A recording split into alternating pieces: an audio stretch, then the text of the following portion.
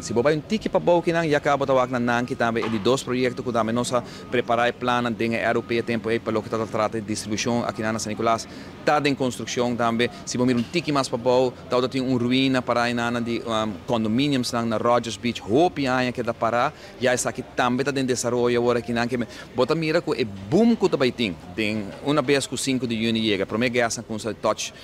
flora aqui na Secrets São Nicolás bota mira área aqui vai lá não somente só diretamente com o hotel, mas indiretamente spin-off que também tem tour onde também está enorme e claro, me tá papia e me tá sendo mas um coisa que de mim mesmo, mas trami casa, também vivo na casa, não, e me tá sumamente contente para mira a quantidade de pessoas que acaba com essa trata de training no momento aqui,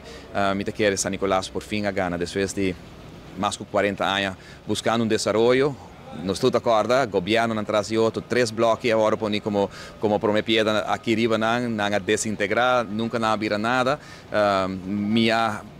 Bahia Príncipe está hoje um promete do gabinete Eman que me acercava a negociar, nós logra ser MOU, letter of intent, coisa que no tempo lamentavelmente desenvolvimento não cambia, não vai, não perde fé, não perde confiança, mas sigue luta, mas sigue briga, busca o grupo adequado que quer e que vira bom vizinho para Aruba e me quer que o grupo Martinon definitivamente e agora que na Hyatt como cadena hoteleira que vai operar, Aruba gana só, San Nicolás gana.